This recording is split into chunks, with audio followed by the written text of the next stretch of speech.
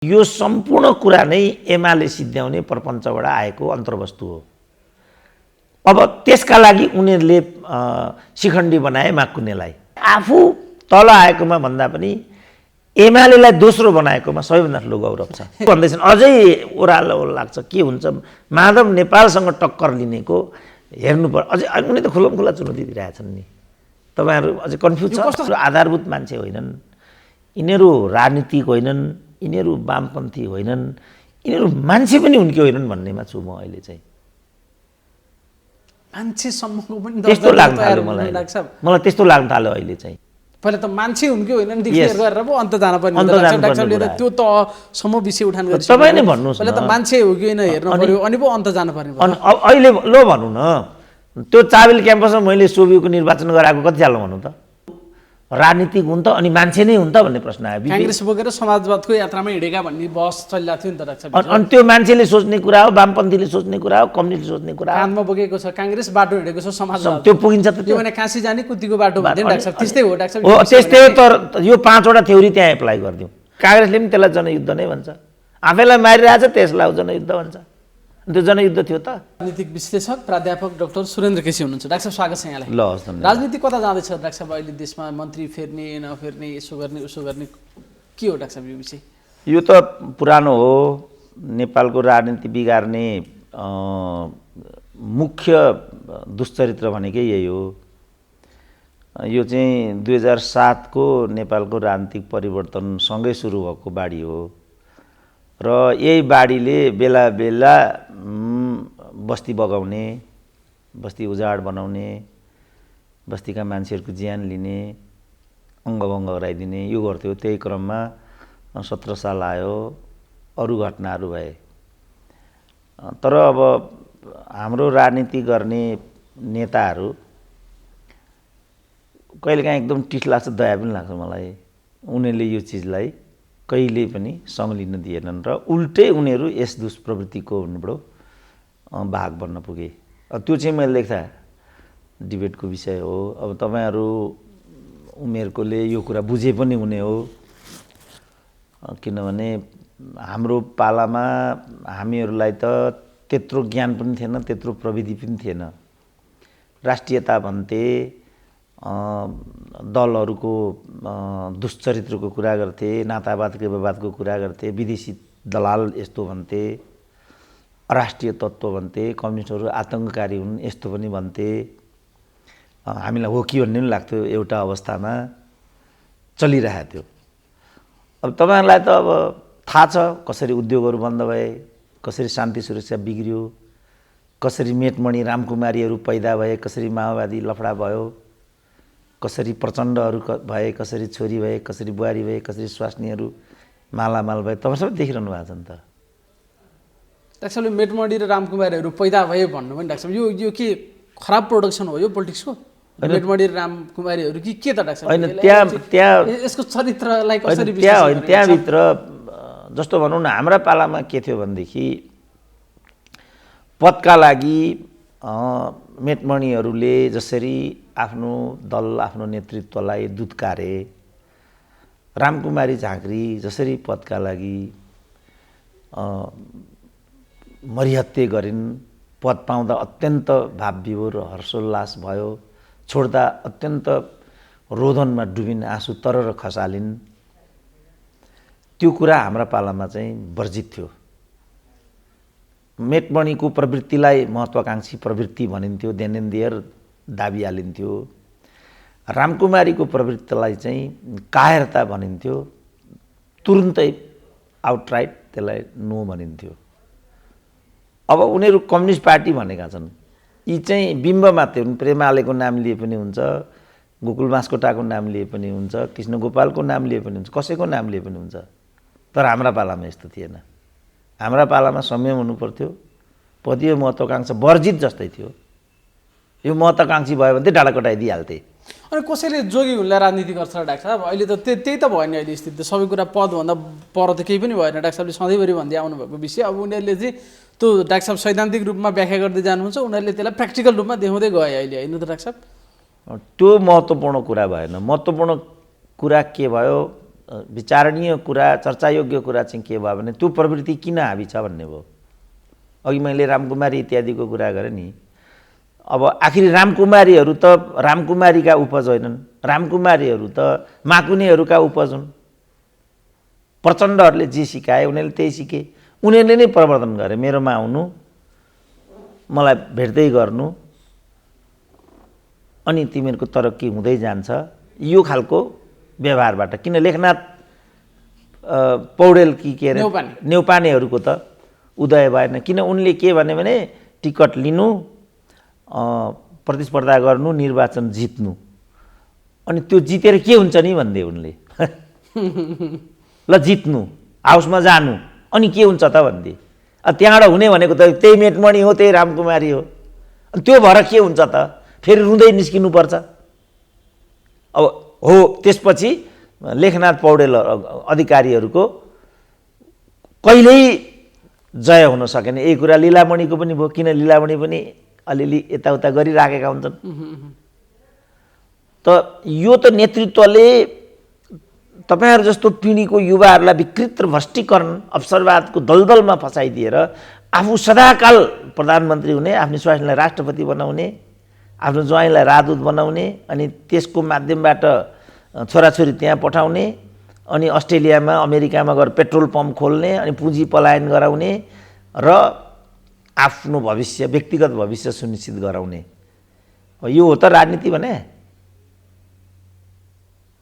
हो। यी बिग्रेको हो राजनीति भनेको। यो नभइकन अब हिजो भनौँ न चित्रुकेले चाहिँ त्यहाँ एउटा भयङ्करको भाषण दिए हैन, आफूलाई नाङ्गेझार बनाए, एक एक गरी वस्त्र खोले।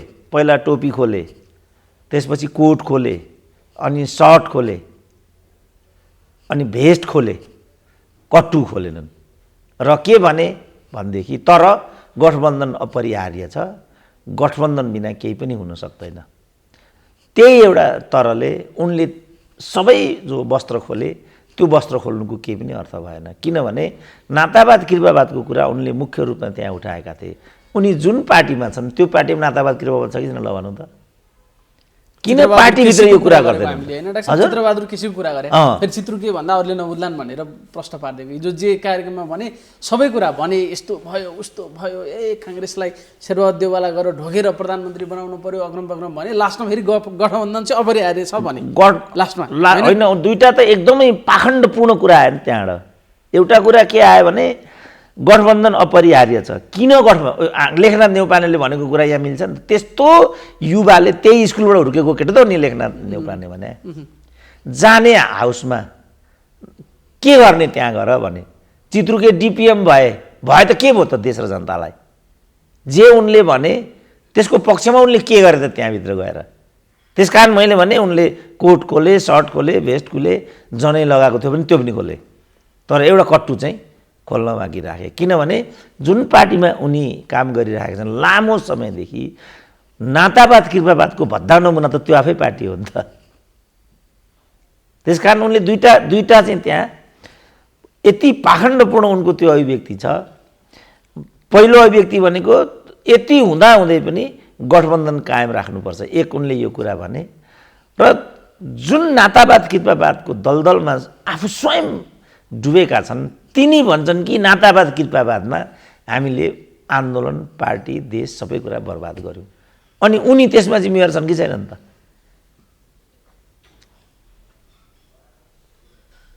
त्यसमा खालि त्यो एउटा ढुङ्गी पाखण्डभन्दा बाहेक केही पनि बाँकी रहेन। चित्रबहादुर केसी तहको सम्म भनेपछि अरूको त कुरै गर्नु परेन नि डाक्टर साहब। त्यसरी अब हो, यसै कारण अब राजनीति भन्नु हो यही चिजमा रुमल्लिरहेछ नेपालको राजनीति। तपाईँले सोध्नुभयो राजनीति कहाँ छ के छ? अब यही भने राजा महेन्द्रले यही कुरा उठाएका थिए। नातावाद कृपावाद भयो, दलभित्र दलीयकरण भयो, सम्पूर्ण कुरालाई पार्टीकरण गरियो र प्रशासनलाई पनि थिल्थिलो बनाइयो। कूटनीति एक पक्षीय हो। हामी असंलग्न समदूरीय हुनुपर्ने हाम्रो जुन जियो पोलिटिक्स छ, यो पोलिटिक्समा जस्तो खालको कूटनीति हाबी हुनुपर्ने त्यस्तो खालको कूटनीतिक आचरण हाम्रो भएन। यी कुराहरू उठाएर राजा महेन्द्रले चाहिँ दलमाथि प्रतिबन्ध लगाएका थिए 17 सालमा। अब करिब 29-30 वर्ष चाहिँ त्यो व्यवस्था चल्यो। दलहरूले के भनेर चाहिँ निरङ्कुश व्यवस्थाको विरुद्धमा जनआन्दोलन, कम्युनिस्ट आन्दोलन जे भने पनि सशस्त्र आन्दोलनसम्म भयो, झापा आन्दोलन भए, मान्छे व्यक्ति हत्याहरू भयो, त्यहाँसम्म भयो। र त्यति बेला के भनियो भने राजाले एकलौटी लुट्यो, तस्करी गर्छ, मूर्ति चोरी गर्छ, राजाका भाइहरू मनपर्दी गर्छन्, ऐयासी भयो, विलासी भयो, सम्पूर्ण ढुकुटी लुट्यो, खायो। हामीलाई हो कि जस्तो लाग्यो। हामी पनि रोमाञ्चित भयौँ, उत्तेजित भयौँ। कयौँले बिचरा, हामी त ज्यान छ, जिउ छ, कयौँ अङ्गभङ्ग भए, बेपत्ता भए, मारिए, शहीद भए। आज तिनीहरूको परिवार कसरी जीवन गुजारा गर्छन् होला भन्नु त। आज जब अवसर दिनुपर्ने भयो, त्यो पङ्क्ति हेरेन नि नेतृत्वले। अहिलेका जो नवप्रवेशी बिचौलियाहरू, अनेक किसिमको गोरखधन्दा गर्नेहरू रातोरात केन्द्रीय कमिटीमा पुग्छन्, रातोरात मन्त्री महामन्त्री हुन्छन्, टिकट पाउँछन्। अनि शहीदहरू, शहीद परिवारहरू, बेपत्ता विस्थापित अङ्गभङ्गहरू मागेर हिँड्छन् बिचरा उनीहरू। त्यसपछि राजाको निरङ्कुशताको चाहिँ किन औचित्य सिद्ध भयो भने त्यही अवधिमा यो देशले चाहिँ पूर्वाधार पायो। पूर्व पश्चिम राजमार्ग बन्यो, कोदारी राजमार्ग बन्यो, पृथ्वी राजमार्ग बन्यो, बाँसबारी छालाजुत्ता कारखाना बन्यो, ट्रली बस चल्यो, साझा यातायात चल्यो, साझा प्रकाशन चल्यो, औद्योगिक संरचना कारखानाहरू पूर्व पश्चिम उत्तर दक्षिण गरेर खुले। हेटौँडा कपडा कारखाना, गोरखकाली रबर उद्योग, भ्रिकुटी कागज कारखाना, लाखौँको रोजगारी सिर्जना भयो। व्यापार घाटा एकदम कम भयो। वैदेशिक ऋण पूर्वाधारको तुलनामा कमै थियो, नाम मात्रको वैदेशिक ऋण थियो। अब अहिले 18 खरबको बजेट छ, 18 खरबको वैदेशिक ऋण छ, 15 खरबको व्यापार घाटा छ। किन? सबै औद्योगिक संरचना जो राजाले खोलेका थिए सबै यिनीहरूले बन्द गरिदिए। अब 46 सालमा वैदेशिक रोजगारीमा जाने युवाहरूको सङ्ख्या 25,000 पनि थिएन, त्यो अहिले 62 लाख पुग्यो। अब रेमिटान्सबाट चाहिँ मुलुक चल्दैछ, तर भाइ छोराले रेमिटान्स पठाएर यहाँ जस्तो अमेरिकाको चाहिँ 250, फ्रान्सको 225, चाइनाको 150 भिआइपीहरू रहने गरेकोमा हाम्रो यहाँ 4,500 भिआइपीहरू छन्। अहिले पनि मैले पत्रिकाको हेडलाइन हेरेर आएको, फेरि 150 जना भिआइपीलाई सम्पूर्ण सुविधा दिने निर्णय सरकारले गर्दैछ अरे। आजभोलि चान्चुन मासिक 2 करोडको खर्च त्यहाँ आउँछ अरे। उहाँ मान्छेले एउटा सिटामल पाइरहेको छैन, दिदीबहिनी सुत्केरी हुन सकिरहेका छैनन्। हामी लोकतन्त्र त पायौँ, लोकतन्त्र पनि ल्यायौँ। त्यो निरङ्कुश तन्त्रले बरु त्यो विधिबाट हाम्रा दैनन्दिनीको समाधान गर्ने आर्थिक र राजनीतिक प्रतिबद्धता, लक्ष्य र हेतु राखेको पाइयो। हामीहरू ती सबै कुरामा चुकेको नै भयो। उदाहरणको लागि अब अहिले हामी सङ्घीयतामा गयौँ। अब तथ्याङ्क भर्खरै के आयो भनेदेखि सङ्घीयता अभ्यासमा आएको कति भएको छ र अहिले 5 वर्ष पनि भएको छैन। यो 5 वर्षमा सङ्घीयताको नियमित तर्फ मात्रै, नियमित भनेको मन्त्री, महामन्त्री, योजना आयोग, प्रादेशिक योजना आयोग, सचिवालय तर्फको प्रशासनिक खर्च मात्रै 15 अरब गयो यो 5 वर्षमा। अब ऋण काटेर घिउ खाने भने जस्तो, घिउ खाने चित्रुकेको उखान जस्तै भएन यहाँ। अब यो भन्ने बित्तिकै अघिको कुरा गर्यो भने प्रतिगामी भन्छन्, यो भन्यो भने यो बाहुनवादी भनिदिन्छन्। सङ्घीयताको विरोध गर्ने, यस्तो गर्ने भनिदिन्छन्। डाक्टर जस्तो हजुरले सधैँभरि भन्नुभएको पदभन्दा पर नेपालको राजनीति छैन, तर त्यसका लागि मान्छे कुन हदसम्म जान सक्दा रहेछन् भन्ने कुरा त रामकुमारी झाँक्रीको रुवावासीले पनि देखियो होला। यसलाई चाहिँ कुन ढङ्गले चित्रण गर्न सकिन्छ डाक्टर? जस्तो मन्त्री भइन्, त्यो दिन पनि उनी सम्हालिन सकिनन्, एकदमै उन्मत्त हाँसो थियो, त्यो एकदमै त्यसरी छचल्किरहेको थियो उनको खुसी, र छोड्ने दिन पनि त्यही ढङ्गको स्ट्रिममा गएर उनी चाहिँ धर्धरी रोइन्। यो के हो डाक्टर? अहिले के चिज हो यो? अहिले एउटा भाइरल आइरहेछ नि, एउटालाई सोध्छ तपाईँ 1 करोड पाउनु भयो भने के गर्नुहुन्छ, उसले उत्तर दिन्छ म हाफ प्लेट चाउचाउ खान्छु। 2 करोड पाउनु भयो भने के गर्नुहुन्छ? त्यसमा अलिकति मासु पनि थपेर खान्छु। तर 1 करोड पाएँ भने म एउटा बाइक किन्छु अथवा एउटा कार किन्छु त उसले भन्न सक्दैन नि त। जस्तो भाइलाई अहिले नै राजदूत बनाइदियो, अहिले तुरुन्तै। डाक्टर साहबलाई बनाउनु पर्यो राजदूत त होइन। अब यहाँ रामकुमारीहरू यताबाट मिलाएर लिएर आऊ न। अब भाइलाई अहिले नै राजदूत बनाइदियो ल, हो कि होइन? गाह्रो छैन थाम्न? गाह्रो छ नि। रामकुमारीहरूलाई भएको त्यही हो। यिनीहरू साधारण अखिलका चाहिँ त्यो पनि टङ्क कार्की जस्तो अध्यक्ष होइन नि त यिनीहरू। टङ्क कार्कीले अहिलेसम्म धानिरहेछ। त्यही अखिलको अध्यक्ष त टङ्क कार्की माइनस अखिलको अध्यक्ष के छ टङ्क कार्कीसँग? तर त्यही अखिलको अध्यक्षको नाममा टङ्क कार्की यहाँसम्म आइरहेछन्। शङ्करै पोखरेलमा पनि म एक खालको क्षमता देख्छु। सायद त्यही कारण हो कि क्या हो, कतिको भनाइ के छ भने एमालेको ओलीको उत्तराधिकारी उनै हुन् कि। त अखिलको अध्यक्ष भनेको त त्यो गरिमा। लीलामणि पनि एउटा समूहको अखिलका अध्यक्षबाट आएका हुन्। झाँक्री पनि आएकी हुन् नि त त्यसै गरी। त्यही त भन्छु। डाक्टर साहबले त्यो पदलाई थाम्न सक्ने तागतै रामकुमारीसँग थिएन त्यसो भए। होइन, पछिल्लो कालमा चाहिँ ती पदहरूको जुन वितरणको विधि पार्टीले अवलम्बन गर्यो त्यो टङ्क कार्कीका पालाको जस्तो भएन के बाबु। मैले यो भन्नु खोजेको, म पनि प्रोफेसर हुँ, म युनिभर्सिटीको प्रोफेसर हुँ, मेरा गुरु पनि युनिभर्सिटीका प्रोफेसर हुन्। तर मेरा गुरु जस्तो अर्को एक जुनी पाएँ भने नि म हुन सक्दिनँ भन्ने मलाई लाग्छ। किन? हाम्रा पालामा प्रोफेसर दिने विधि भयङ्करको थियो। मतलब हाम्रा गुरुहरूका पालामा। हाम्रा पालामा त्यो विधि रहेन। हाम्रा पालामा कसरी दियो? पार्टीको आधारमा दियो। यसो हेऱ्यो तपाईँको जुङ्गाको कट कस्तो छ, दाढीको कट कस्तो छ, भुँडी कस्तो छ, त्यो अनुसारको चाहिँ विनियम बनायो अनि तपाईँलाई प्रोफेसर दिइदियो। अनि त्यो लटमा म पनि फाटा छिरिहालेँ। मलाई चाहिँ प्रोफेसर हुँला भन्ने लागेको थिएन जीवनमा। प्रोफेसरको 4वटा तह हुन्छ युनिभर्सिटीमा, assistant lecturer, lecturer, reader, professor, 4वटा तह हुन्छ। मलाई के लागेको थियो भने यो रिडरसम्म चाहिँ हुँला कि जस्तो लागेको थियो। 60 वर्षतिर गएर म रिडर हुन्छु होला, 63 मा एज बारले रिटायर भइहालिन्छ, 2 वर्ष रिडर खान्छु अनि रिटायर पेन्सन खाएर बस्छु भन्ने मलाई थियो। म त यहाँ त 55 वर्षमा प्रोफेसर भइदिएँ। किनभने पार्टीबाट लठुवालाई त्यहाँ प्रोफेसर नबनाइकन भने माथिबाट शेरबहादुरको आदेश आयो फलानालाई प्रोफेसर बनाउनु र यो मितिसम्म म बनाउनु, अरू कुरा म जान्दिनँ, फोन राखिदिए। अब नियम त्यही अनुसार बनाउन थाल्यो विश्वविद्यालयले। 5वटा किताब लेखेको, अघि मैले भुँडी यत्रो भएको, दाढी यत्रो भएको, जुङ्गा यत्रो भएको मैले भने नि। अब यसो हेर्नु तपाईँको कतिवटा किताब छ? 3टा छ भने 3टा किताब भएको। कतिवटा लेख छ? 4वटा लेख छ भने 4वटा लेख भएको भन्यो। अब जसको 3टा छ, जसको 4वटा लेख छ त्यो मात्रै पढ्यो। अब चान्सले मेरो पनि 3टै लेख भयो, 3टै किताब भयो, मैले पनि अर्कालाई बनाएको नियममा आफू पनि म पनि फाट्ट छिरिहालेँ। सुरेन्द्र केसीलाई नबना भन्न त मिलेन। अब यही चिज राजाका पालामा कस्तो हुन्थ्यो म एउटा दृष्टान्त दिन्छु।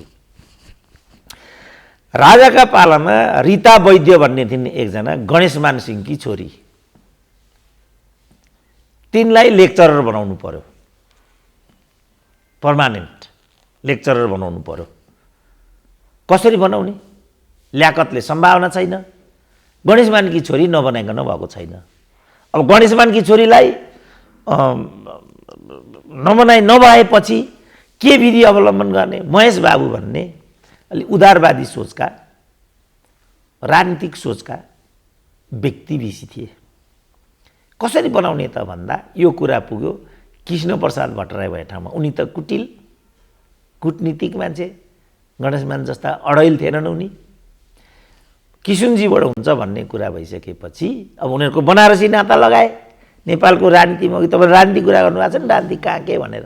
अब यो नेपाली राजनीतिको जरो कि बनारस छ कि कलकत्ता छ, यस्तो छ। अहिले अलिकति दिल्लीतिर हो कि डाइरेक्ट पटना हुँदै दिल्लीतिर हो कि भन्ने भइरहेछ। अनि त्यही बनारसको हाँगो समातेर कृष्णप्रसाद भट्टराईको फोन गयो महेश बाबुकामा।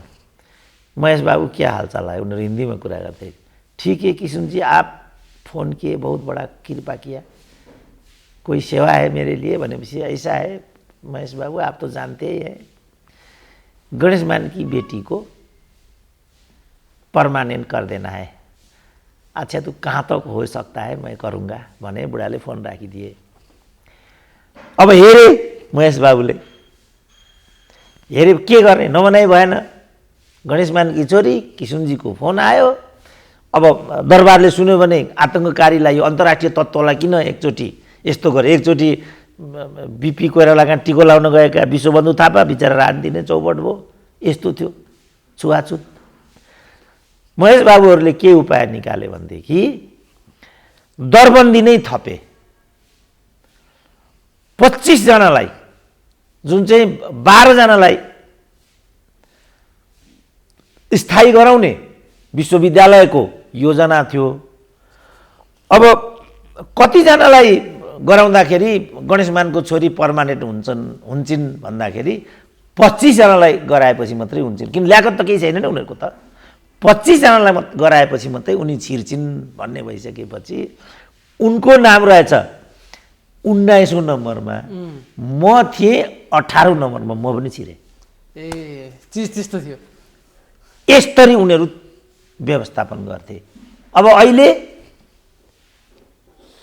त्यही चिजलाई चाहिँ उनीहरूले अब ठ्याक्कै कतिवटा लेख्छ त यो विधिबाट चाहिँ प्रोफेसर बनाउने बित्तिकै त्यो प्रोफेसरको गरिमा रहँदैन भने जस्तै अब राजनीतिमा आउनुहोस्। अब राजनीतिमा आएपछि तपाईँको एउटालाई यसलाई मन्त्री बनाउनु, अहिले तपाईँ हेर्नुहोस् न, अहिले हेर्नु त, ल हेर्नु त, ल अब अलरेडी अहिले गैर सांसद चाहिँ मन्त्री छ कि छैन? त्यो पनि कुन मन्त्री छ भन्नु त? अहिले गैर सांसद कुन मन्त्री छ नि डाक्टर? हजुर कानुन मन्त्री छ, कानुन मन्त्री छ। ल अहिले श्रम रोजगार मन्त्री पनि हो कि? अब अहिले फेरि अर्को ल हेर्नु त तपाईँ, अनि 2 जना माधव नेपालबाट अहिले 1 जना कि 2 जना? अहिले 1 जना, अस्तिको 1 जना गएर 2 जना भयो नि। 2 जना हो कि होइन? त्यसपछि रामकुमारीहरू पैदा भएका छन्। त्यहाँ हुनु पर्थ्यो टङ्क कार्कीको शैलीबाट, त्यो पद्धतिबाट। अब यो प्रकारले अब भनौँ न, अब अहिलेकै संवैधानिक व्यवस्था के छ ल भन्नुहोस् त? हरेक नियुक्तिमा चाहिँ समानुपातिक आधारमा चाहिँ मनोनयन गरिनेछ, प्रतिनिधि गरिन्छ, कूटनीतिमा पनि यो छ, राजनीतिमा पनि छ, प्रशासनमा पनि यो छ भन्ने छ। अब ल हेर्नु त अहिले नै 4 जनाको नियुक्ति भयो होइन? त्यहाँ के लैङ्गिक मिल्छ, त्यहाँ जातीय मिल्छ, त्यहाँ दलित छन्, त्यहाँ अरू छन् हो। त्यसपछि रामकुमारीहरू पैदा भएका छन्। यसमा रामकुमारीको के दोष छैन। मैले रामकुमारीको नाम लिएकोमा म क्षमा प्रार्थी छु। मेटमणिहरूको नाम लिनुपर्ने त्यो कारण होइन। मैले कति प्रेमालयहरूको पनि नाम लिएँ, गोकुल बास्कोटा पनि नाम लिइरहेको छु, कृष्ण गोपाल श्रेष्ठ त मैले चिनेकै मान्छे पनि हुन्, नाम लिइराखेको छु। भानुभक्त ढकाल कति राम्रो थियो उनको प्रस्तुति, हाउसमा उनी बोलेको सुन्दाखेरि मलाई आनन्द जस्तो लाग्थ्यो। तर जब उनी स्वास्थ्य मन्त्री भए तोबा भए कि भएनन्? योगेश भट्टराईको कत्रो क्रेज थियो त नेपाली समाजमा। तोबा अहिले योगेश भट्टराईको नाम लिनुहोस् त, मैले आएर योगेश भट्टराईको प्रतिरक्षा गर्नु पर्यो। मलाई कति गाली गरे मान्छेले, यस्तो बैगुनी केटाको प्रतिरक्षा गर्ने। अब अहिले म दुर्गा परसाईको कुरा गरिरहेको छु, डाक्टर साहब त अब दुर्गा परसाईको पनि कुरा गर्न लाग्नुभयो, भनिदिन थाले। अब कसैको पनि राम्रो कुरा भनिदिनै हुँदैन अहिले यहाँ, किनभने दुर्गा परसाईको शैली इत्यादिको बारेमा म आफै असहमत थिएँ। मलाई नै झन्डै यहीँ होटलमा कुटेका थिए दुर्गा परसाईले। उनको त्यो उदण्ड स्वभाव भन्ने कुरा मलाई थाहा छ। तर उनले एउटा गम्भीर प्रश्न के उठाइदिए भनेदेखि यो गोविन्द केसीको कारणले नेपालमा 150 मध्ये 137 नर्सिङ कलेजहरू बन्द भए। फलस्वरूप 10,000 नेपाली छोरीहरू नर्सिङ पढ्नको लागि भारत जाँदैछन्। अब यहाँ नर्सहरूको क्राइसिस हुँदैछ र 5 वर्षपछि नेपालमा हेल्थ सर्भिसको क्राइसिस उत्पन्न हुँदैछ भन्ने त गम्भीर कुरा भयो नि त। यसलाई लिएर त म आह्वान गर्छु कि संसदमा छलफल हुनुपर्छ। त यो तरिकाले म चाहिँ विषयलाई उठान गर्नुपर्ने, प्रतिभाहरूको संरक्षण गर्नुपर्ने, उद्यमीहरूको चाहिँ संरक्षण हुनुपर्ने। मैले बतास समूहको कुरा त्यस कारण उठाएको थिएँ नि। बतास समूहलाई त्यसरी लखेट्ने हो र चाहिँ लिटल एन्जेल समूह र चौधरी समूहलाई मात्रै प्रवर्धन गर्ने हो भनेदेखि त अनि उद्यमीहरूको बिचमा पनि अस्वस्थ प्रतिस्पर्धा चाहिँ प्रविष्ट हुन्छ। लगानी मैत्री वातावरण बर्बाद हुन्छ, पुँजी पलायन बढेर जान्छ। अघि मैले अनौद्योगिकरणको जुन प्रक्रियाको कुरा गरेँ नि, त्यस्तो किसिमको भयावहताको स्थिति हुन्छ। अनि अन्त्यमा गएर अहिले यिनीहरू नै भन्छन् देश चाहिँ श्रीलङ्का हुन्छ, श्रीलङ्का हुन्छ। अब यहाँ आउनुभन्दा अगाडि मलाई एकजना भाइले फोन गरिरहेको थिए, डाक्टर साहब सबैभन्दा बढी बिचौलियाहरू हाबी छन् पानीमा, यो पानीको कुरा उठाइदिनु पर्यो। मैले कमसेकम 15 वर्षदेखि यो कुरा उठाउँदै के भनिरहेको छु भनेदेखि मेरो धारामा 57 सालदेखि पानी आउँदैन, तर म मिनिमम 1100 तिर्छु, अर्को 2200 खर्च गरेर प्रति हप्ता ट्याङ्करबाट पानी ल्याएर चाहिँ म पानी खाइरहेको छु 2057 सालदेखि। के का लागि म तिरिरहेको छु त्यो 1100, के का लागि तिरिरहेको छु म त्यो 2200? भन्छन् हामी कहाँ लोकतन्त्र आएको छ। भाइले अघि सोधेका छन् नेपालको राजनीति कता जाँदैछ, यस्तो राजनीति हुँदैन नि। डाक्टर साहब जस्तो अहिले यही मन्त्री फेरि लफडाले जस्तो खालको चिज देखिनु हो नि त, डाक्टर साहबले यो पार्टी भण्डुवाहरूको भलो हुँदैन भनेर त धेरैचोटि भन्नुभएको छ। जस्तो खालको सिन देखियो नि डाक्टर साहब, भएकाहरू छोड्न नमान्ने, नभएकाहरू नभइकन नछोड्ने, जुन माधव नेपाल साह्रै एउटा दयनीय अवस्था देखा पर्यो, यो चाहिँ के हो डाक्टर साहब? होइन, यो सम्पूर्ण कुरा नै एमाले सिद्ध्याउने प्रपञ्चबाट आएको अन्तर्वस्तु हो। अब त्यसका लागि उनीहरूले शिखण्डी बनाए माकुनेलाई, र जोर बन्दुक एउटा शेरबहादुर एउटा प्रचण्ड यिनको काँधमा राखेर ड्याम्की ड्याम हाल्ने कुरा यहाँ चाहिँ जोडिएको छ भन्यो नि यो क्षेत्रबहादुरले। तपाईँले गएर रोइ रोइ बुढा नीलकण्ठमा गएर शेरबहादुरलाई प्रधानमन्त्री बन्नको लागि अनुनय विनय गर्नुभयो कि गर्नु भएन? आज वामपन्थीलाई देख्नु नहुने,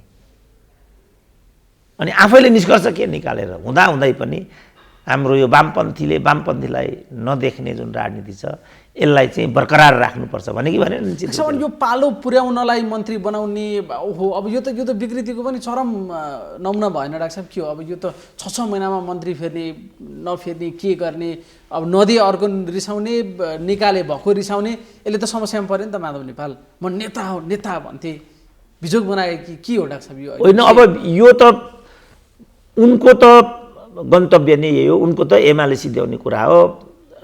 एमालेलाई अझै भन्दैछन्, अझै ओह्रालो लाग्छ के हुन्छ माधव नेपालसँग टक्कर लिनेको हेर्नु पर्यो। अझै उनी त खुल्ला चुनौती दिइरहेछन् नि, तपाईँहरू अझै कन्फ्युज छ। कस्तो खालको अभिव्यक्ति हो डाक्टर साहब? होइन, यो त अब उनी आफू चाहिँ त्यो हालतमा छन्। अब उनका विरुद्ध हिजो त 10 जनाले हस्ताक्षरै गरेका थिए, भलै त्यो पछि फिर्ता लिए 6 जनाले, अझ 4 जना त त्यहाँ अडिगै छन्। अनि आफू सिद्ध्या थाहा छैन, अर्कालाई सिद्ध्याउने भन्दैछन् कि खास के भइरहेछ डाक्टर साहब? यो यसको यथार्थता चाहिँ के हो? होइन, हिजो एउटा प्रकरण भयो होइन, यौन प्रकरण, उनीहरूको एक खालको लिभिङ टुगेदर भन्ने छ। अनि रक्सी खायौँ, मासी खायौँ, सँगै सुत्यौँ, बिउजिँदाखेरि प्रेमिका चाहिँ झुन्नी राखेको पाएँ, डर लाग्यो, म त्यहाँबाट भागेँ। नेपालको राजनीति पनि त्यस्तै भयो। कल्पना गरौँ त त्यो चित्र, कस्तो सोचाइ होला त्यो मान्छेको। रक्सी खायौँ, सँगै सुत्यौँ, अनि हेर्दा प्रेमिका झुन्डिरहेको मैले देखेँ, त्यहाँबाट भागेँ। अब बाँच्न सकिन्छ त? अब नेपालको राजनीति त्यस्तै भयो। अब यसमा जनता अगाडि आयो भने एउटा ठाउँ त्यो छ, यो के गरेको तपाईँले भनेर तल जनताले पनि सोधेन नि त। वामदेवको हाल बनाइदिएको भए त्यसबाट एउटा सन्देश आउँथ्यो। बरु महत्त्वपूर्ण ठाउँमा एमाले हार्यो होला, महानगरपालिकामा एमाले काहीँ पनि जितेन मैले बुझेसम्म। माधव कुमार नेपालका उम्मेदवार त 2-3 ठाउँमा विजयी बनेर आए त, ठुल्ठुला नगरपालिकामा। लार्जली त हारे, तर हार्नुपर्ने जति त हारेनन् नि त। भनेपछि यसमा त जनताको पनि चाहना जोडियो। त जनतै यही चाहन्छ भने लोकतन्त्रमा त जनताको चाहनाको त कदर गर्नु पर्यो। उनीहरू यसैमाथि पनि गौरव कहाँ गर्छन् भने जस्तो झन्डै 28 देखि 32 हजार पदहरू होलान् स्थानीय निकायमा, त्यसमध्ये 14 हजारमा काङ्ग्रेसको विजय छ, 11 हजारमा एमालेको विजय छ, 5 हजारमा माओवादीको विजय छ। प्रचण्ड गौरव गरिरहेछन्। उनीहरूलाई आफू तल आएकोमा भन्दा पनि एमालेलाई दोस्रो बनाएकोमा सबैभन्दा ठुलो गौरव छ। यो चाहिँ कस्तो खालको दृष्टिकोण हो त डाक्टर साहब? आफू हारे थाहा छैन, हराइयो भनेर बडा उत्सव मनाइरहेछन्। अहिले माओवादीले जितेको हो यो चुनाव, माधव नेपालले जितेको हो कि के हो त? होइन, उनीहरूले विजय उत्सव मनाइरहेछन्। होइन, उनीहरूले जितेको किन हो भने उनीहरू आफू जित्नु होइन, उनीहरूलाई एमाले सिद्ध्याउनु हो नि त। त्यो त भयो नि त। एमालेको 7वटा सरकारमा चाहिँ नेतृत्व थियो, केन्द्रीय सरकारदेखि प्रादेशिक सरकारहरूसम्म ठाउँबाट चाहिँ एमालेलाई चाहिँ साइजमा ल्याइयो। उनीहरूले आफू जित्ने होइन नि त। जस्तो दमक नगरपालिका केपी ओलीको त्यहीँ पनि एमालेलाई हराइयो भने त उनीहरूलाई ठुलो गौरव छ नि त। उनीहरूको भविष्यमा पनि आफू जित्ने होइन क्या, हराउने मात्रै कुरा, खालि माधव नेपाल यो एमालेलाई सिद्ध्याउने मात्रै, उनीहरूको यति मात्रै हो राजनीति। मैले जताबाट पनि तपाईँलाई तल देखाउने हो भने मैले कति तथ्य प्रस्तुत गरेँ, कति मैले आफ्नो पदको गरिमा मेन्टेन गरेँ, यो मेरो विषयवस्तु होइन नि त। तपाईँलाई गाली गर्ने, तपाईँलाई उछितो काट्ने मात्रै मेरो लक्ष्य हो भनेदेखि त मैले जे भने नि भने, मैले आधिकारिकता पनि चाहिएन, तथ्याङ्क पनि चाहिएन, जवाफदेहिता पनि चाहिएन, जे भने नि भने। यो पँधेर्नीहरू झगडा गर्छन् नि। डाक्टर साहब अब यो विषयमा चाहिँ जस्तो रामकुमारले एउटा अन्तर्वार्तामा के भनेको छिन् भने मैले अहिलेसम्म समाज यो एकीकृत समाजवादीको सदस्यतै लिएको छैन, एमाले नै हो जस्तो लाग्छ भन्ने उनको अभिव्यक्ति। किसान श्रेष्ठ पनि बमै भइरहेको थिए, डिलमा पुगेर लात्तीले हान्यो, अपमान भयो भन्ने फेरि उनको पनि गुनासो छ। यो चिजले चाहिँ जुन अब जो मान्छे अहिले रन्थनिँदै मन्त्रीबाट निक्लिएको छ उनीहरू ती बस्छन् कि थप नयाँ स्वरूप के हुनसक्छ, यो पार्टीको के हुनसक्छ? मदन भण्डारीले एकचोटि के भनेको थिए भनेदेखि मुद्दामा हारेको झगडियाले चाहिँ 24 घन्टासम्म जति बर्बर आए पनि त्यसलाई क्षमा गरिदिनुपर्छ अरे क्या। यिनीहरू पदबाट फुस्किएर रन्थनिएको प्रतिक्रिया हो यो। मलाई लाग्छ अब यो तङ्ग्रिन्छ बिस्तारै, उनीहरू त्यो बाटोमा नै अगाडि, किन उनीहरूसँग कुनै विकल्प छैन। अब रिसाउने, ठुस्किने, यता गर्ने, विद्रोह गर्ने, नयाँ पार्टी खोल्ने, एमाले जाने, माओवादी जाने भन्ने खास होला जस्तो लाग्दैन होइन डाक्टर साहब? होइन, अब त्यो त अवसरवादीहरूको केही जात हुँदैन, चरित्र हुँदैन, स्वभाव हुँदैन, प्रतिबद्धता हुँदैन, केही पनि हुँदैन। के गर्छन् त्यो त भन्न सकिँदैन। अब अहिले भन्दा चाहिँ त्यो पद खुस्केको एउटा छटपटी मात्रै हो होइन? अब यो 24 घन्टा उनीहरूलाई यो भन्ने छुट हुन्छ र हामीले मिना गर्नुपर्छ। त्यही पनि होला सायद। 24 घन्टा नबित्दै रामकुमारले हिजो म सम्हालिन सकिनँ सरी भनेर सिद्धिको त कुरै सरी बस ट्रु त्यही हो। यिनीहरू किनभने यिनीहरूको कुनै अब यिनीहरूको यिनीहरूको लक्ष्य भनेको एमाले सिद्ध्याउने र माओवादी प्रवर्धन गर्ने हो। अन्त्यमा त यिनीहरू त्यहीँ पुग्छन्। तर वामदेवले चाहिँ मैले सुरुमै भनेको थिएँ सब बबन्डर वामदेवको कारणले भएको भनेर, हो कि होइन? अब उनले बल्ल हिजो आएर भने कि यो मेरै कारणले पार्टी विभाजित भयो भनेर यति त भने नि। अब रामकुमारीहरूले पनि ढिलो चाँडो या त त्यो भन्नुपर्छ, होइन भने माओवादीमा जानुपर्छ, अरू विकल्प छैन, अरू कुनै विकल्प हुँदैन। अब उनीहरू कुन बाटोमा आइपुग्छन् त्यो म भन्नु सक्छु। वामदेव फेरि अहिले त आत्मआलोचना गर्न थालेछन्, घनश्याम भुषालहरू पनि मिलाउनु पऱ्यो भन्न थालेछन्, कहीँ अलिअलि हावा चल्न थाले अब के हो डाक्टर साहब? फेरि यो वाम एकता यताउता भन्छन् नि मान्छेहरू, त्यो सम्भावना देख्नुहुन्छ डाक्टर साहब? होइन, म त त्यो सम्भावना, अब राजनीतिमा सबै सम्भावनाहरू जहिले पनि जीवित रहन्छन् भन्ने नै भनाइ छ। तर म चाहिँ यसको मौलिक चरित्रमै चिन्तन मन्थन गरिनुपर्छ र यो कस्तो आन्दोलन हो भन्ने नै हामीले समीक्षा गरिनुपर्छ भन्नेमा छु म चाहिँ। यिनीहरू आधारभूत मान्छे होइनन्, यिनीहरू राजनीतिक होइनन्, यिनीहरू वामपन्थी होइनन्, यिनीहरू मान्छे पनि उनके होइनन् भन्नेमा छु म अहिले चाहिँ। मान्छेसम्मको पनि त्यस्तो लाग्न थाल्यो मलाई त्यस्तो लाग्न थाल्यो अहिले चाहिँ। यिनीहरू वामपन्थी त कम्युनिस्ट त हुँदै होइनन्, मेरो पिएचडीकै कन्क्लुजन भएको सिद्धिको वामपन्थीसम्म हुन्की भन्ने थियो, बौद्धिक वामपन्थी क्या सम्म हुन्की भन्ने थियो, त्यो पनि यिनीहरूको आचरणबाट होइनन् भन्ने भइसक्यो। अब जस्तो चित्रबहादुर के त्यही हिजो के भनौँ न, त्यो राजनीतिक मान्छेले भन्ने कुरा हो त त्यो? कहाँ छन् उनी भन्ने कुरै थाहा रहन्छ नि त उनलाई। साधारण मान्छेमा पनि एउटा जवाफदेहिता हुन्छ, पशुमा पनि हुन्छ जवाफदेहिता। यिनीहरूमा त्यति पनि भयो जस्तो लाग्न छोड्यो मलाई अहिले आएर। यसमा बहस गर्नुपर्छ अहिले। पहिला त मान्छे हुन्कै होइन नि डिक्लेयर गरेर पो अन्त जान पर्ने, त्यो त सम्म विषय उठान गर्छ। तपाईँ नै भन्नुहोस्, पहिला त मान्छे हो कि होइन हेर्नु पर्यो अनि पो अन्त जानु पर्ने। अहिले लो भनौँ न, त्यो चाबेल क्याम्पसमा मैले सोभियोको निर्वाचन गराएको कति सालमा भनौँ त? 58-60 भन्दा यता त होइन होला, लु 62 होला, 64 नै होला, ल 64 65 हो कि क्या हो, अझ कति वर्ष 10-15 वर्ष त भयो नि। भाइलाई म विद्यार्थी हुँ, युवा हुँ, के जाति हुँ भन्ने लाग्छ कि लाग्दैन भन्नु त? इमान्दार भन्नु त लाग्छ कि लाग्दैन? अहिले लाग्दैन डाक्टर साहब। लज्जाबोध हुन्छ कि हुँदैन? जीवनसँग विद्यार्थीको रूपमा, नेता हो भने नेताको रूपमा, अखिल हो भने अखिलको रूपमा लज्जाबोध हुन्छ कि इमान्दार भनौँ त। ल सोभि कीर्तिपुरको निर्वाचन नभएको कति भयो, पिकेको निर्वाचन नभएको कति हो ल भनौँ। अनि तिनीहरू विद्यार्थी हुन्, तिनीहरू युवा हुन्, तिनीहरू मान्छे हुन् त। अहिले आएर मलाई यो प्रश्न गर्न मन लाग्छ, हामीले कति गरिकन ल्याएको सोभियो त्यसको अधिकार, बिचरा फणिन्द्र तिमसिनाहरूको 3 ज्यान गयो,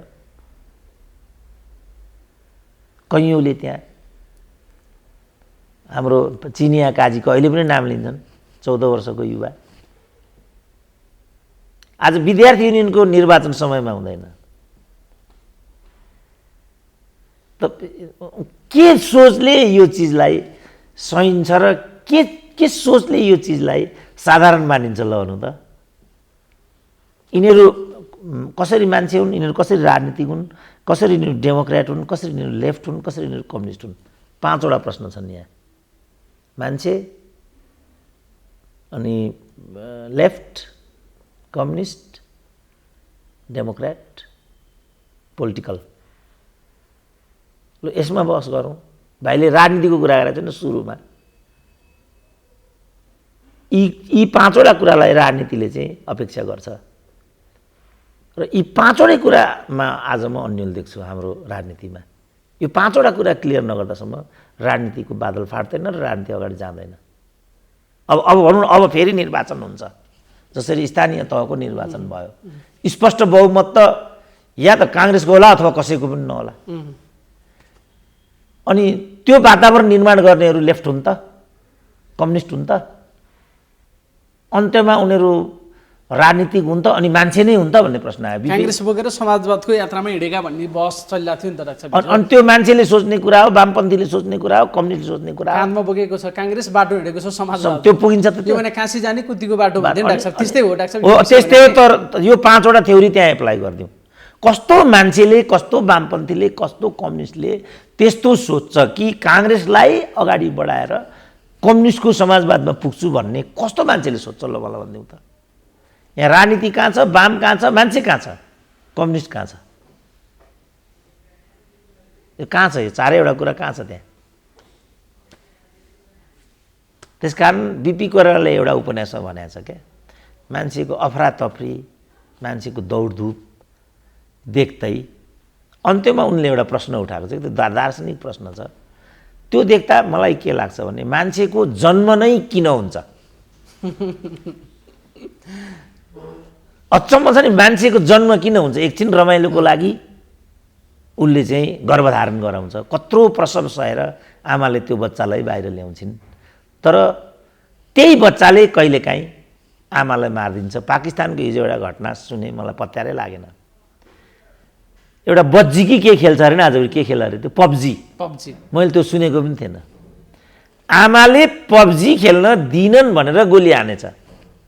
गोली पनि कसरी हानेछ भने 7 दिनसम्म तडपाइकन त्यो आमालाई उपचारमा लाने इत्यादिबाट, बहिनी छ अरे त्यहाँ, तैँले दाहिने देब्रे गरिस् भने तँलाई पनि मार्छु भनिकन आमालाई तडपिकन त्यहाँ मर्ने गराइदियो र अन्त्यमा आमा मरिन्। त्यो लास गनाउन थालिसकेपछि मात्रै बाहिरियाले थाहा पाए कि त्यहाँ हत्या भएको छ। त्यत्रो गरिकन ती आमाले त्यो सन्तानलाई धरतीमा ल्याइन्, तर त्यही सन्तानले त्यो तरिकाबाट आफ्नो ज्यान लियो भने त्यो मान्छेको जन्म किन हुन्छ होला ल भन्नु त। आज नेपालको राजनीति म त्यही देख्छु। यत्रो शहीद, यत्रो त्याग, यत्रो बलिदान, 14 वर्षको जेल जीवन। अनि चित्रबहादुर केसीहरूको यो व्याख्या, मान्छेले राजनीति नै किन गर्छ, चित्रबहादुर केसीहरू कम्युनिस्टै किन भए? अचम्म छैन? अब डाक्टर साहबले अलिकति निर्वाचनको सन्दर्भ ल्याउनु भयो, जुन यो स्थानीय तहको चुनावमा जस्तो खालको परिणामहरू आयो। अहिले अब चुनावको मिति घोषणा भएको छैन, तर उम्मेदवारी घोषणा गर्ने लहर चल्यो नि डाक्टर साहब, स्वतन्त्र भनेर। यसलाई सकारात्मक रूपमा लिनुपर्छ कि या एउटा यो लहर, एउटा यो त्यत्तिकै मान्छे उफ्रिरहेछन् कि के हो डाक्टर साहब? यसलाई चाहिँ कसरी हेर्ने? भने यसलाई प्रतिक्रियात्मक रूपमा लिनुपर्छ। तपाईँको नेतृत्व चित्रबहादुर केसी जस्तो भयो, प्रचण्ड जस्तो भयो, अथवा माकुनी जस्तो भने पनि भयो, केपी ओली जस्तो भने पनि, रामकुमारी जे भने नि भयो, वाट एभर। त्यसपछि एउटा राजनीतिक वातावरण र माहौल ताक्यो नि त। नेताहरू बदनाम भइराखेको बेलामा आफू राजनीतिको बजारमा आउनको लागि उपयुक्त समय सम्झेर उत्पन्न भएको यो प्रतिक्रिया हो। हामीले यति मात्रै भन्ने अधिकार राख्छौँ, किनभने त्यहाँ जनसमर्थन व्यक्त भयो। अब जनसमर्थन भइसकेपछि त संविधानले के भन्यो? सार्वभौम सत्ता, सार्वभौम भन्यो जनतालाई।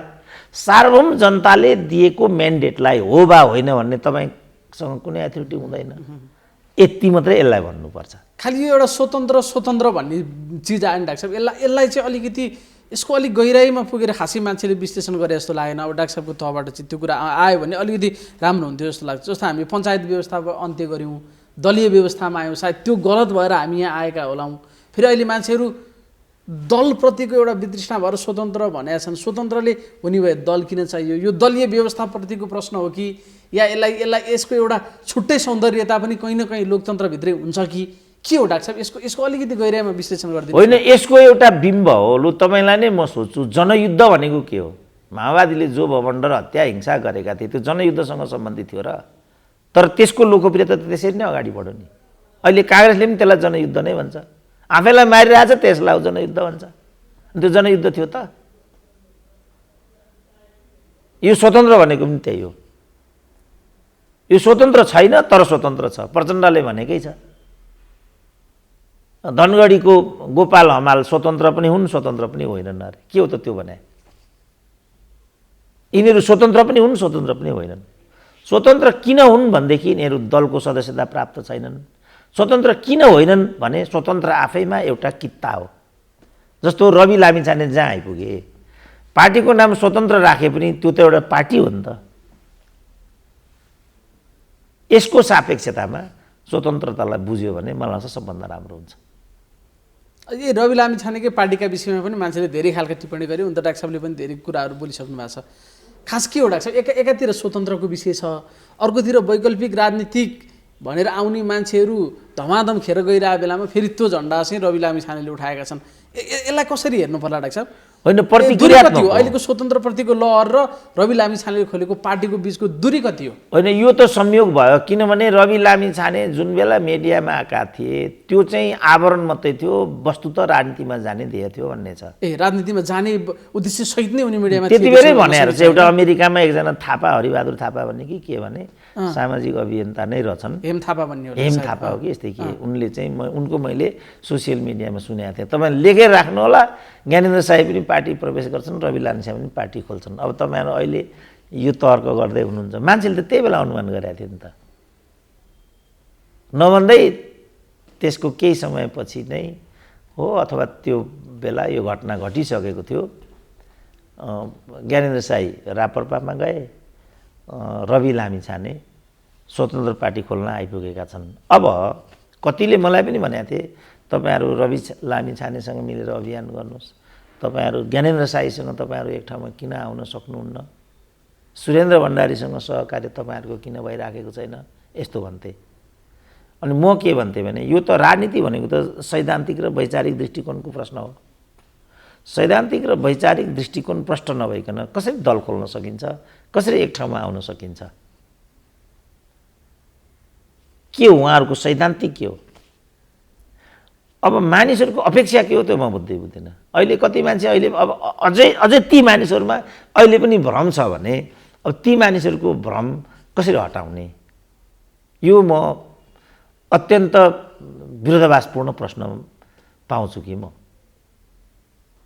ठ्याक्कै यतिखेरै डाक्टर साहबले भन्नुभयो एउटा ट्याक्क एउटा आलोक निर्माण गरेरै उनले टेलिभिजन गरे या जे खालका कार्यक्रमहरू गरे, त्यसको अभिष्ट चाहिँ भोलि एउटा बिन्दुमा यसलाई कहीँ न कहीँ पोलिटिकल्ली क्याच गर्नुपर्छ भन्ने उद्देश्य कतै बिहाइन्ड द सिन थियो होला भन्ने चिज अहिले अनुमान गर्न सक्यो। मान्छेले पहिले पनि भनेका थिए भन्ने कुरा जे डाक्टर साहबले ल्याउनुभयो। यति नै खेर ठ्याक्कै यही चिज चाहिँ किन गरे होला डाक्टर साहब? त्यसको केही वातावरण त्यो खालको अनुकूल थियो अथवा के चिजले मोटिभेट गर्छ?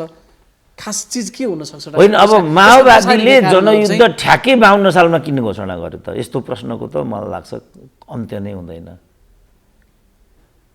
अब लोकतन्त्र आइसक्यो देशमा, होइन? 47 सालमा बहुदलको त पुनर्स्थापना भइसक्यो, सबै कुराहरू भइसके।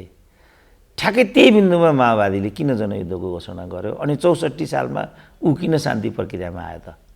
मोहन विक्रमले त्यही बेला भनेको थियो यो माओवादीको प्रचण्डको बबन्डर भनेको चाहिँ ठुलो पार्टी हुने खेल बाहेक केही पनि होइन र यिनीहरू वास्तवमा जनयुद्धको पट्टि होइन अवसरको पट्टि हुन् भनेको थियो त्यही बेला मोहन विक्रम सिंहले।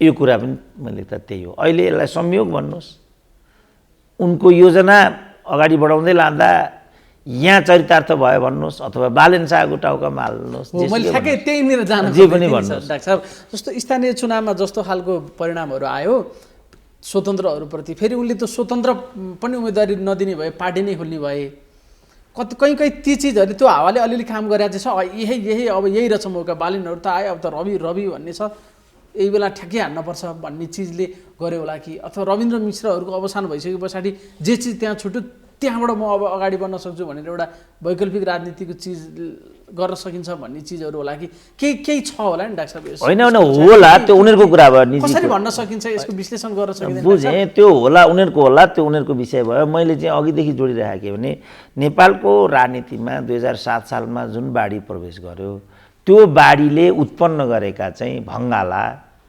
अनि त्यो 72-72 ढुङ्गा मुढा बालुवा, कहिलेकाहीँ चाहिँ कोर्स पनि बदलिन्छ। मेलम्चीकै हेरौँ न, कोर्सै बदल्यो नि त।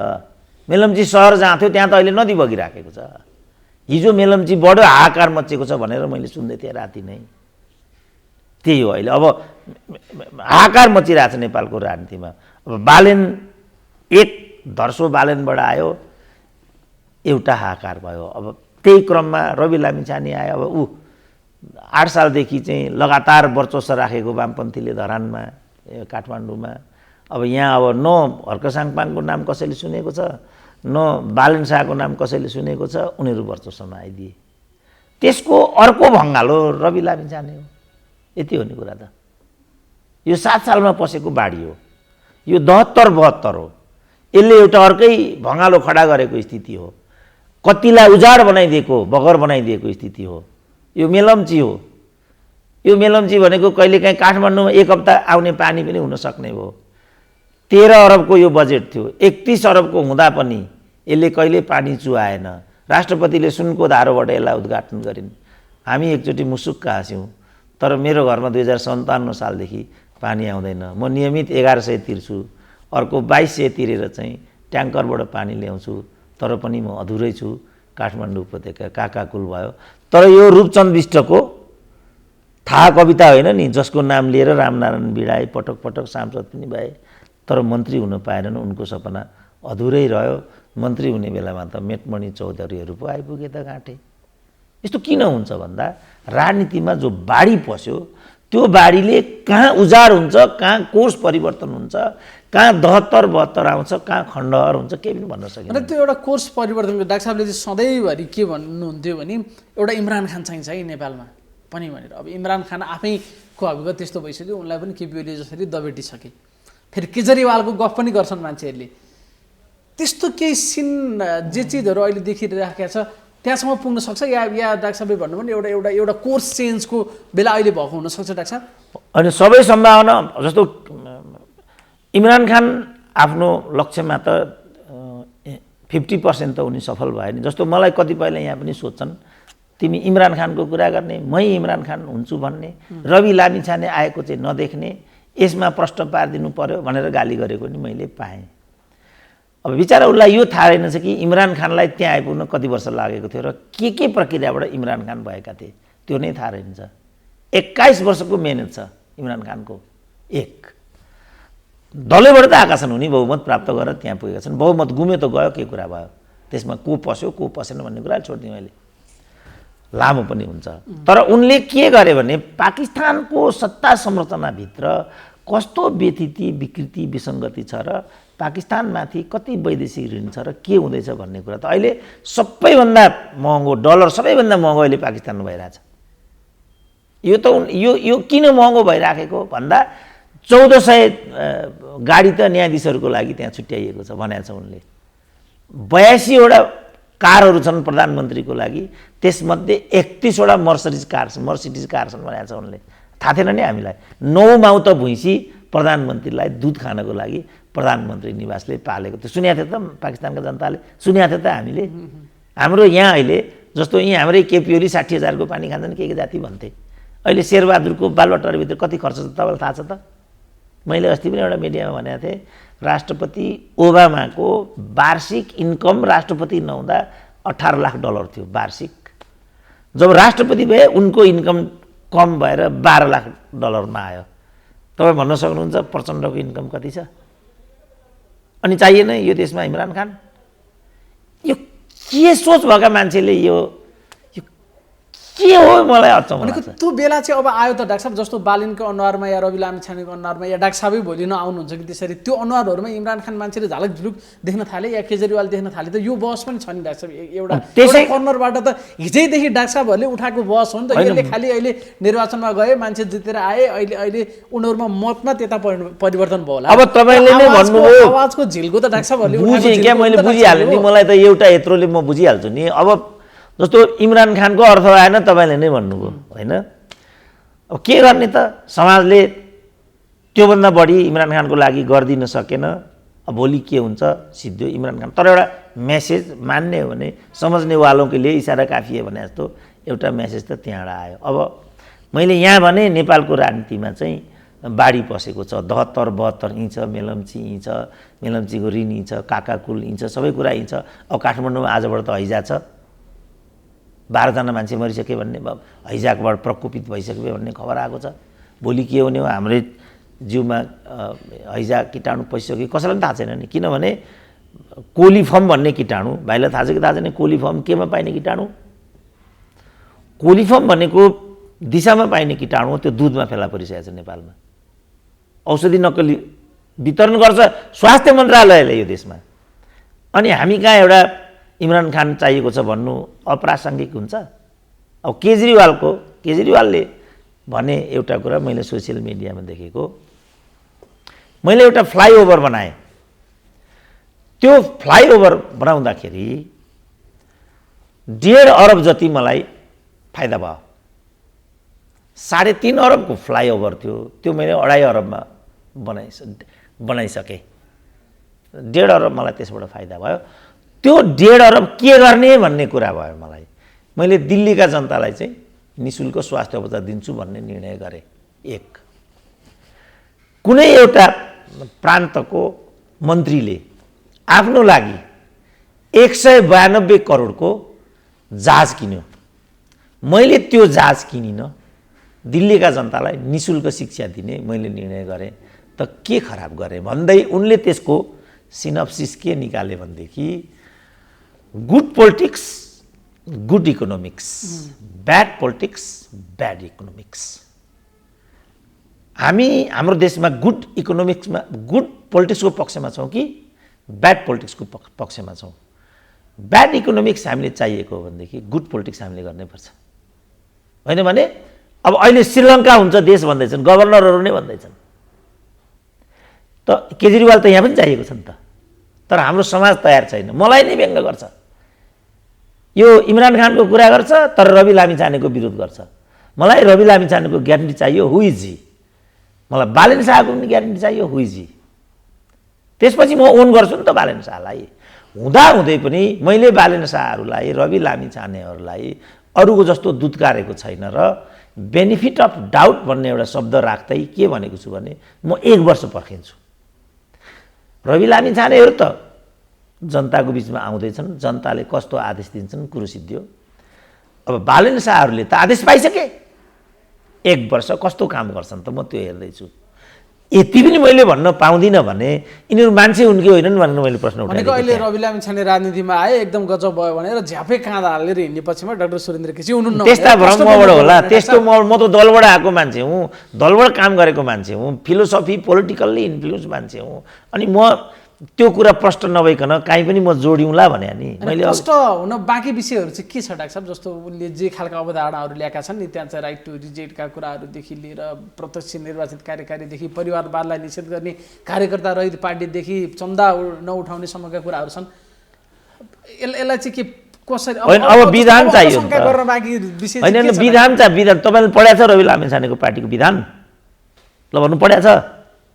अनि के आधारमा बोल्ने त फेरि? विधान चाहियो, दस्तावेज चाहियो, के हो सैद्धान्तिक प्रतिबद्धता, के हो राजनीतिक प्रतिबद्धता, के हो? डाक्टर साहब परिवर्तन चाहने परिवर्तन गर्छु भनेर आउने मान्छे नचाहने भन्ला नि फेरि मान्छेले डाक्टर साहब। होइन परिवर्तन नै के हो मैले भने मैले मान्छेको जन्म नै किन हुन्छ भनिसकेँ भने जब परिवर्तन के हो? परिवर्तन भनेको गफ हो कि परिवर्तन भनेको जीवन प्रणाली हो? के हो परिवर्तन भने? दलित छँदैछ, महिलामाथि उत्पीडन भएकै छ, बहुविवाह छँदैछ, बहुपति छँदैछ, के हो परिवर्तन भने? जे चिजको प्रष्टता डाक्टर साहबले खोजिरहनु भएको छ त्यो चिज छैन रवि लामिछानेको पार्टीमा अहिले होइन म त्यतातिर गइनँ, उनीहरू त बल्ल आउँदैछन् नि त, होइन उनीहरू आउँदैछन् त, किन आएका छन्, कसरी आएका छन्, त्यो कुरामा पर्याप्त सूचना नहुँदै अनि जस्तो मैले रविन्द्र मिश्रको हकमा त्यही बेला भनेको थिएँ नि, पुष्टि भयो कि भएन त? अब रवि लामिछानेहरूको हकमा पनि पर्याप्त सूचना आएपछि म भनौँला। अब बालेन्द्र शाहहरूको हकमा मैले यही कुरा भने मलाई नै झम्टिन आए मान्छेहरू। बालेन्द्र शाहको बारेमा मलाई आइडिया छैन मात्रै के भनेको थिएँ, बालेन्द्र शाहका भक्तहरू मलाई झम्टिन आइपुगिहाले। त वास्तवमा बालेन्द्र शाहको बारेमा मलाई अहिले पनि आइडिया केही छैन। अब हुँदाहुँदै पनि काठमाडौँका जनताले, सबभन्दा सचेत र जागरुक जनता हुन् नि त राजधानीका, अत्यधिक बहुमतबाट त्यहाँ पठाइसकेपछि अब काठमाडौँका जनतालाई नो भन्ने अधिकार मलाई छ त? अब कामबाट मात्रै त बालेन्द्र शाहलाई मूल्याङ्कन गर्नु पर्यो त? आजको आजै हुन्छ। जस्तो मलाई अहिले नै बालेन्द्र शाह बनाइदिए, काठमाडौँको मेयर बनाइदिए भने अहिले पनि म के गर्न सक्छु त?